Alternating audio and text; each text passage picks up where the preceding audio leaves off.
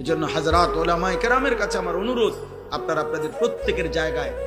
নিজ নিজ মহল্লা, নিজ নিজ এলাকা, নিজ নিজ মসজিদ মাদ্রাসা আশপাশ যার যার সাধ্য মতো, কেউ 5 জনরে বলেন, কেউ 50 জনকে বলেন, কেউ 5000কে বলুক, কেউ 50,000কে বলুক,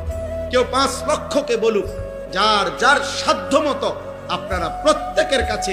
এক ভাই হিসাবে আমি অনুরোধ করছি, হযরত উলামায়ে কেরাম আরেকটু মেহনত করেন, আরেকটু উম্মতের ফিকির করেন, দরদ করেন, আরো একটু দেখেন এই সমাজের ছেলেগুলোকে ফেরানো যায় কিভাবে, এই সমাজের মেয়েদেরকে কিভাবে ফিরানো যায়, এই সমাজের বাবাদেরকে কিভাবে ফিরানো যায়। একটা একটা আল্লাহর বান্দাকে গুনার থেকে যদি বাঁচাইতে পারেন, জাহান্নাম থেকে বাঁচাইতে পারেন, তওবা করে যদি কাউকে আল্লাহর দিকে ফিরায় আনতে পারেন, খোদার কসম নবী বলছে, আল্লাহর কোন বান্দা যদি গুনাহ ছেড়ে তওবা করে আল্লাহর কাছে ফিরে আসে, খুশিতে মহান আল্লাহ ফেরেশতাদেরকে বলে, আমার আসমান সাজিয়ে দে, আমার জান্নাত সব সাজায়া দে।